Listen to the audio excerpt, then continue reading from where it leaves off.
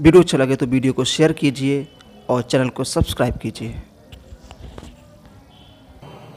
नमस्कार दोस्तों, मेरा नाम राजेश है और इस वीडियो को पूरा देखने के बाद आपको मल्टीमीटर का किसी तरह का डाउट या कन्फ्यूज़न नहीं रहेगा, क्योंकि इस वीडियो में मैं पूरा प्रैक्टिकल के साथ मल्टीमीटर का यूज़ करना बताने वाला हूँ। इस तरह का मल्टीमीटर आपको मार्केट में 300 या 400 रुपये तक का बड़ी आसानी से मिल जाता है। और ये सेकंड वाला मल्टीमीटर है, इसकी मार्केट में कीमत 150 रुपये से लेके 200 रुपये तक की होती है। और ये जो मल्टीमीटर है इसकी मार्केट में प्राइस लगभग 400 रुपये से लेके 500 रुपये तक की होती है। तीनों ही मल्टीमीटर काफ़ी अच्छे हैं और तीनों ही मल्टीमीटर एक समान कार्य करते हैं। मल्टीमीटर से डीसी वोल्टेज को चेक करना। सबसे पहले मल्टीमीटर को डीसी वोल्टेज पर सेट करना है, जहाँ पर उसकी रेंज दी हुई है 200 मिली वोल्ट से लेके 600 वोल्ट तक। यहाँ पे डीसी का सिंबल भी बना हुआ है। आपको जितने वोल्ट का डीसी वोल्टेज चेक करना है वहाँ पर मल्टीमीटर को सेट करना है और उसको चेक करना है। मैं आपको चेक करना भी बताऊंगा कि मल्टीमीटर से डीसी वोल्टेज कैसे चेक कर सकते हैं और एसी वोल्टेज चेक कैसे कर सकते हैं। अभी मैं केवल मल्टीमीटर के बारे में आपको थोड़ी सी जानकारी दे रहा हूँ। यहाँ पर चेक कर सकते हैं कि मल्टीमीटर से एसी वोल्टेज को चेक करना है। यहाँ पे 200 वोल्ट से लेके 600 वोल्ट तक का दिया हुआ है। यहाँ पे एसी का सिंबल भी दिया हुआ है। नेक्स्ट आता है मल्टीमीटर से रेजिस्टेंस को चेक करना है। यहाँ पे रेजिस्टेंस को चेक करने का दिया हुआ है, जहाँ से 200 ओम से लेके 2 मिलियन ओम तक का रेजिस्टेंस को चेक किया जा सकता है कि वो कितने ओम का रेजिस्टेंस है। नेक्स्ट आता है मल्टीमीटर से कंटिन्यूटी टेस्ट या बजर मोड, जो कि मल्टीमीटर का सबसे इम्पोर्टेंट पार्ट होता है, क्योंकि जब किसी वायर को चेक करना है कि वायर बीच में से खराब तो नहीं है, क्रैक तो नहीं है या फॉल्ट तो नहीं है, तो वो बजर मोड से ही चेक होता है, कंटिन्यूटी मोड से ही चेक होता है। नेक्स्ट इसमें दिया हुआ है मल्टीमीटर से ट्रांजिस्टर को चेक करना, जो कि HFE मोड पर चेक होता है। यहाँ पर 2 टाइप के ट्रांजिस्टर का नाम भी लिखा हुआ है, NPN ट्रांजिस्टर और PNP ट्रांजिस्टर। यहाँ पे CBE, यहाँ पर ट्रांजिस्टर को लगाकर चेक करना है। यहाँ पर मेरे पास मल्टीमीटर के 2 वायर हैं। जो काले वाले वायर को बोलते हैं नेगेटिव प्रोब्स और लाल वाले वायर को बोलते हैं पॉजिटिव प्रोब्स। काले वाले वायर को लगाते हैं इसके कॉमन पर और लाल वाले वायर को लगाते हैं वोल्ट मिली एम्पियर।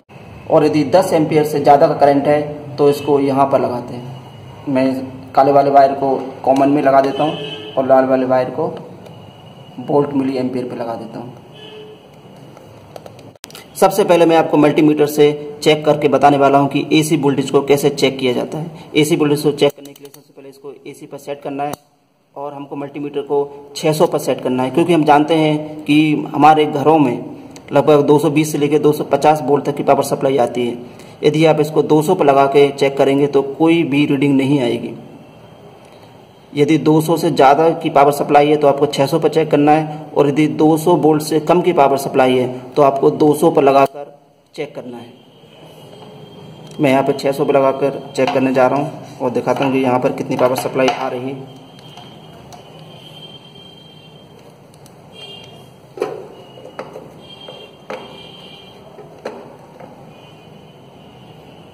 यहाँ पर 229 वोल्ट की पावर सप्लाई आ रही है। यदि मैं इसको 200 पर लगा के चेक करूँगा तो कोई भी रीडिंग नहीं आएगी, इसलिए मुझे इसको 600 पर लगा के चेक करना है। देखिए 230 वोल्ट की पावर सप्लाई आ रही है। यहाँ पर मेरे पास है बैटरी जो कि 1.5 वोल्ट की है। यदि मुझे 1.5 वोल्ट की बैटरी मल्टीमीटर से चेक करना है तो मुझे मल्टीमीटर को मैक्सिमम 2 वोल्ट पर लगाकर सेट करना पड़ेगा। यदि मैं इसको 20 या 200 लगा के चेक करूंगा तो मल्टीमीटर में कोई भी रीडिंग नहीं आएगी। मैंने मल्टीमीटर को 2 वोल्ट पर सेट कर लिया है, 2 वोल्ट डीसी पर।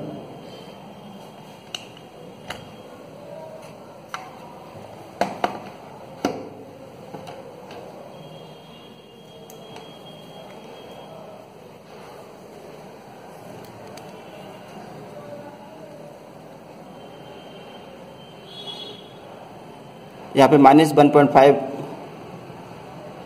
यहाँ पर -1.4 वोल्ट की पावर सप्लाई आ रही है। माइनस इसलिए क्योंकि ये जो कनेक्शन उल्टे लगे हुए हैं। अब मैं इनको पलट के लगाता हूँ तो वो पॉजिटिव में आ जाएगी।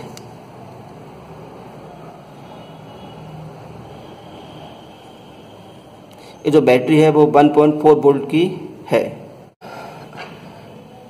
नेक्स्ट मैं आपको दिखाता हूँ कि मल्टीमीटर से रेजिस्टेंस को कैसे चेक किया जाता है। यहाँ पर मेरे पास एक रेजिस्टेंस है, मैं इसको मल्टीमीटर से चेक करके दिखाने वाला हूँ। सबसे पहले मल्टीमीटर को सेट करना है 200 ओम पर, सबसे लोअर वैल्यू पर। रेजिस्टेंस को चेक करने के लिए सबसे पहले मल्टीमीटर को सबसे लोअर रेंज पर सेट करना है, और यदि रीडिंग नहीं आती तो एक स्टेप आगे बढ़ते जाना है। यदि आप ऐसा नहीं करेंगे तो शायद उसमें कोई भी रीडिंग नहीं आएगी। यहाँ पर मैंने मल्टीमीटर को 200 ओम पर सेट कर लिया है। अब मैं देखता हूँ कि ये कितने ओम का रेजिस्टेंस है। देखिए ये जो 56 ओम का रेजिस्टेंस है। यदि मैं इसको ज़्यादा में चेक करूँगा तो कोई भी रीडिंग नहीं आ रही है, सही रीडिंग नहीं आएगी। इसलिए आपको सबसे पहले छोटे पर सेट करना है, और यदि रीडिंग नहीं आती है तो एक स्टेप आगे बढ़ते जाना है। नेक्स्ट मैं आपको दिखाने वाला हूँ कि मल्टीमीटर से ट्रांजिस्टर को कैसे चेक किया जाता है। यहाँ पर मेरे पास है एक ट्रांजिस्टर जो कि NPN ट्रांजिस्टर है। सबसे पहले मल्टीमीटर को ट्रांजिस्टर मोड पर सेट करना है, जो कि मल्टीमीटर में दिया हुआ है HFE मोड। इसको चेक करने के बाद इस ट्रांजिस्टर को कलेक्टर, बेस और इमीटर में लगाना है। यहाँ पे लगा देता हूँ।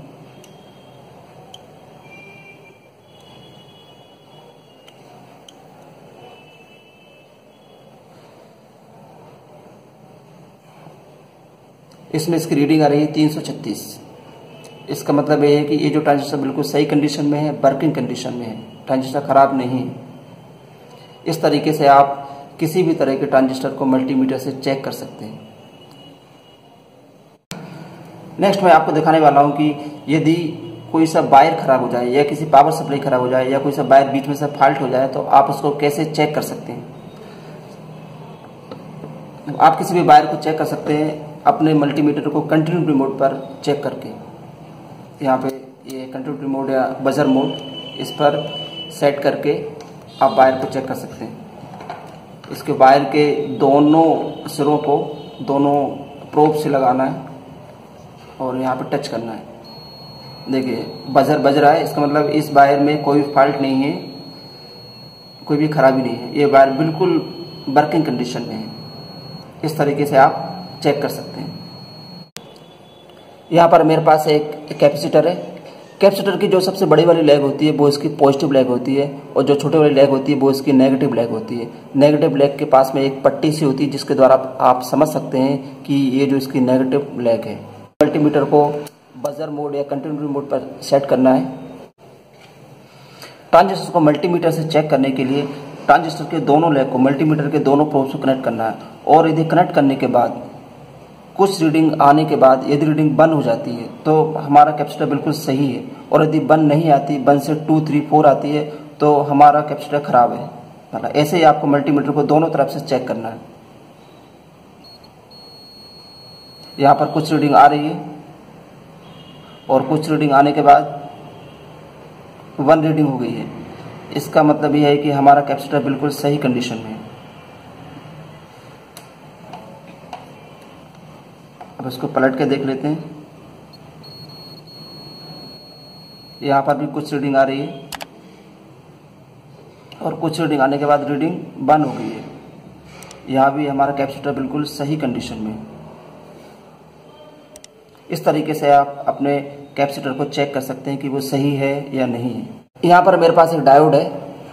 डायोड में जो प्लेन सरफेस होता है वो इसका एनोड होता है, और जो पट्टी वाला सरफेस है, यहाँ पे वाइट पट्टी है, वो इसका कैथोड होता है।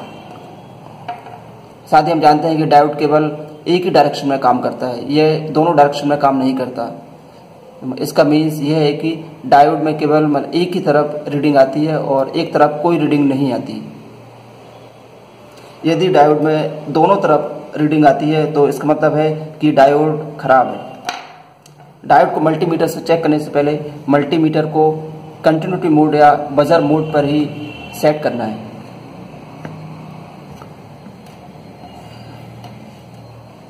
इसकी रीडिंग को चेक कर लेते हैं। यदि इसमें वन डायरेक्शन में ही रीडिंग आती है तो बिल्कुल सही है। यहाँ पर रीडिंग आ रही है। अब मल्टीमीटर के प्रोब्स को चेंज करके देख लेते हैं।